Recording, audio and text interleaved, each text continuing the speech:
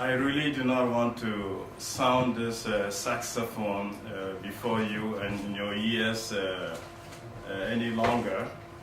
I've tried to restrain and avoid playing this trumpet all day today, but now I can avoid playing it again to your ears, and I hope the music is enjoyable. No, I think sincerely, on behalf of the Pontifical Council for Justice and Peace, we very much honored by your decision to collaborate or have us collaborate with you and the Mendoza College for this event. The presence of everybody here is a very living testimony of how successful this event is being. And we're very grateful for the opportunity to have done this with you. We thank you as particular for this great picture. We will gladly display this. But if you were to visit our dicastery before Christmas, you probably not find this on the wall because a decision has just been taken to redo the floor of our office, so we don't have to move out to have the floor done. They think there are certain elements, certain material in the tiles in the floor are not too safe. So the Vatican also thinks about the health of its staff and workers. So.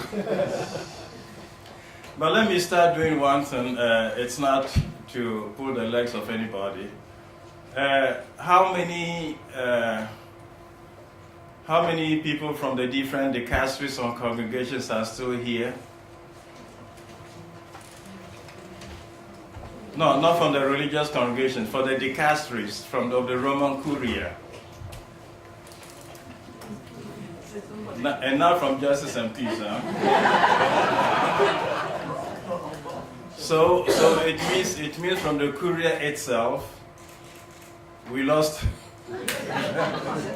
almost everyone. They were here in the morning. I saw some in the morning, but probably okay. So they gone back. The religious communities, you're still here. Well done, good and faithful servant.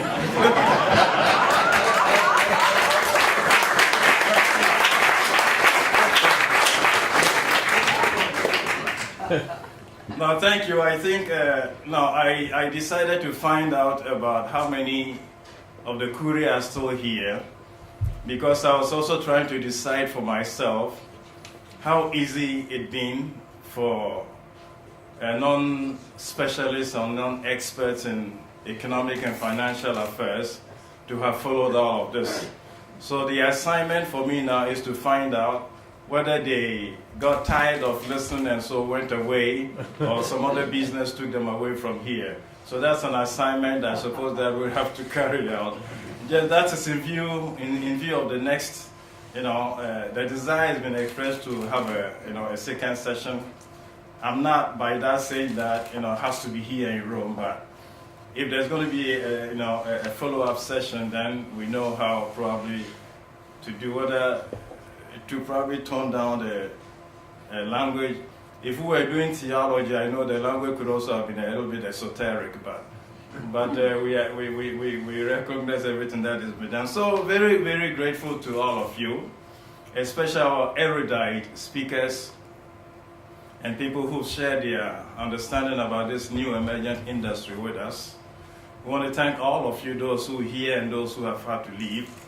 Our heartfelt congratulations and gratitude to all of you.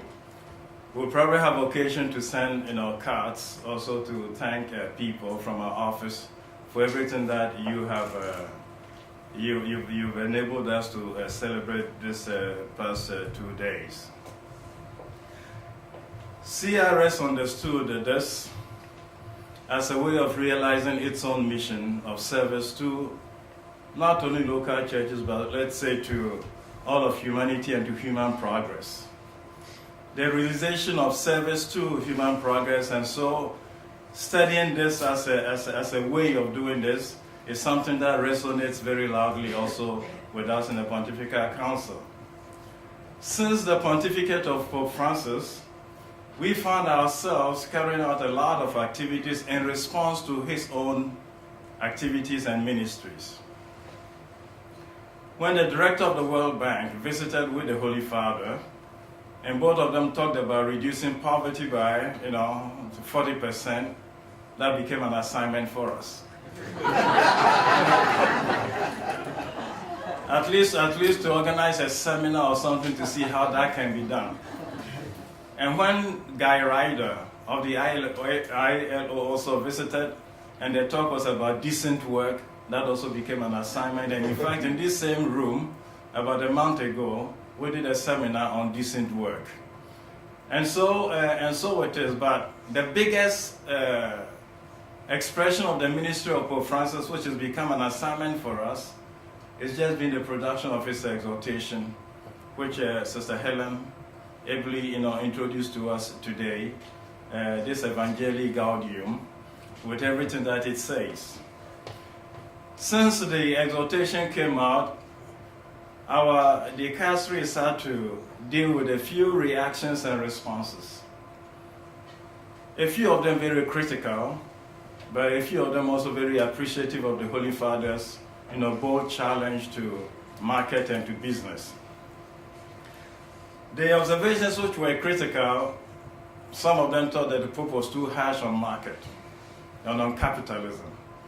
Until you take out the document and you do a word count and see that capitalism is never used once. So it was a reaction to a mood, and not to any concrete expression of capitalism that has been, that was said. But again, that also becomes for us an assignment. The Pope, Francis, I happen to know this. Before the conclave, the cardinals gathered in pre-conclave sessions for over 2 weeks. We gathered to share visions and views about the church by way of advising whoever was going to be elected the Pope without knowing exactly who was going to be elected Pope.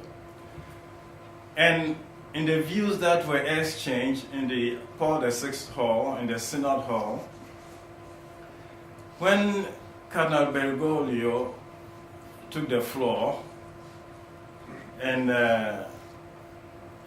sought to address and to advise about the church, his thing was that he wanted a church that would be ready to go to the periphery of human existence.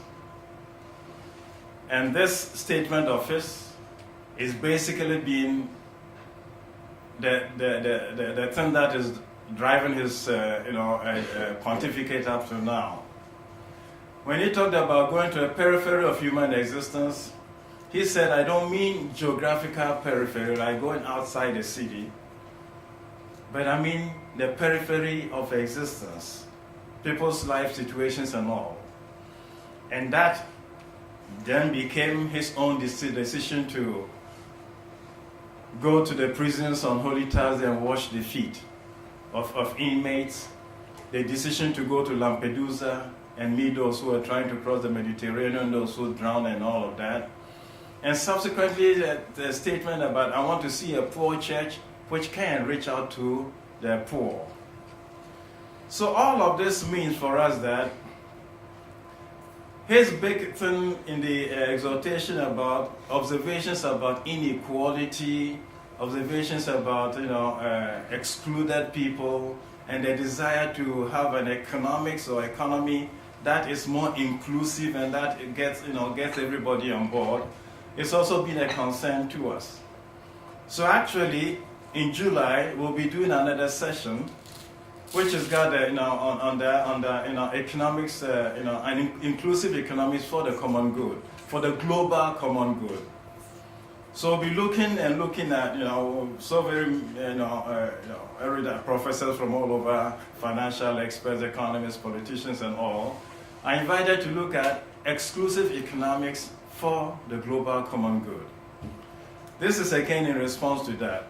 So all of that brings me to consider the possibility then of considering everything that we've done here as a way of also responding to the Pope's call for inclusive economics for the common good.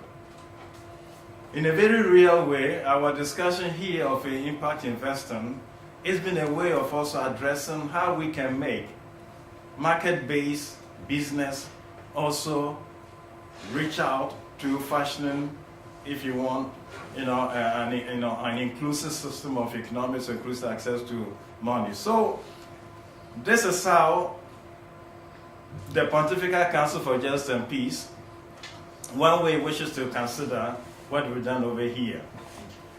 The second thing, of course, is we in the period and the season of ad limina visits, when a lot of bishops from different countries visit the Vatican, come to see the Pope, and so visit the different offices that work with the Pope. So we've had several of them come to visit us, and in the discussion and the chat that we have, their own thing about how to really consolidate the finances of their dicastery also comes up, of their local churches come up.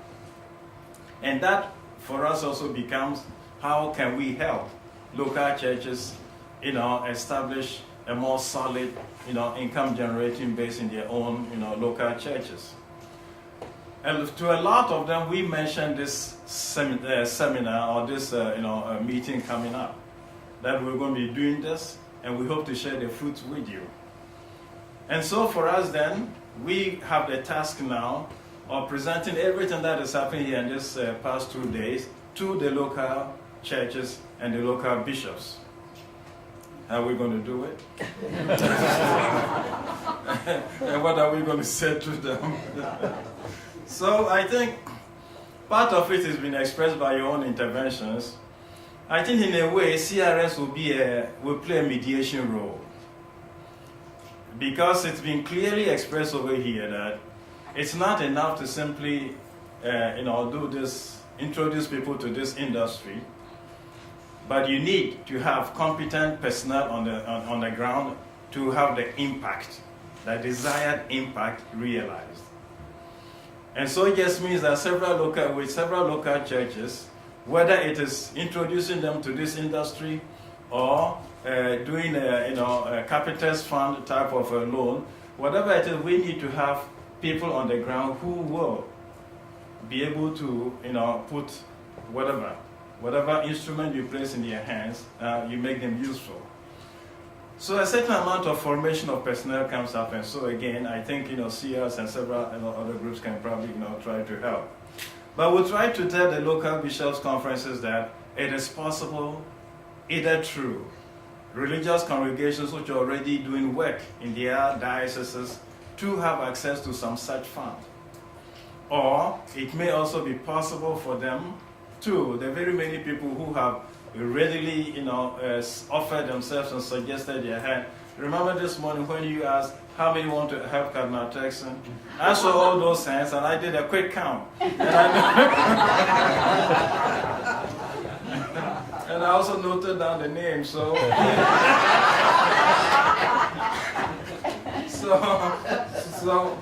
now I think we'll try to again, with the help of CRS, try to kind of create a decent package about how we can make this very useful thing for the local churches. Education has come up. It's come up very strongly that indeed for us, it's also been an education session. If the Curia members had been here, then we would have tried to grade them, see what grade we would give them, but since they all left now, we'll not grade anybody. But I think the education part is still there. And we had the head of the IOR institution here.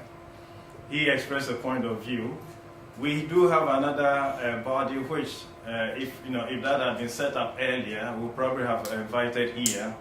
There's a new economic oversight body headed by Cardinal Pell. Okay, and we could have invited him also here to be part of this meeting. Probably we'll do that the next time something like that happens again. So there's a need for a certain amount of education in here, in the Curia among its personnel, as well as also the local churches. We'll do our bit of it, and it may be possible that we'll invite one or two of you, because when we do meet bishops at seminars, we present to them good practices as things that they can also imitate and carry on. And we may then probably have to invite one or two who have made some experience on the ground to come share some of your experiences with them. So I think CRS is not just made these 2 days meeting possible, but I think CRS has suggested itself for all subsequent things that we have to do in this regard. So with all of that, I think I've played this saxophone long enough. We want to thank all of you heartily and sincerely again for your generous response to the invitation that we addressed to you, for generously sharing your thoughts, ideas, and views, experiences in this industry and about this industry, and for, again, the patience of staying and waiting in these past 2 days up till now. We hope that the very many or the very few who still decide to visit the Vatican Museum, you can celebrate that as very refreshing conclusion to 2 days of a lot of tough work and tough discussion, and that you all would have a very safe travel back home to your workplace and to your dear families. And finally, we do what we do best. We want to pray that God take you all safely home, that God bless your homes and your families and everything that you do. And we pray that God raise His hand over you, bless your going forth and your coming back, and sustain and fill you with His own blessing in everything you do in the name of the Father, Son, and the Holy Spirit. Amen. God bless you all. Thank you.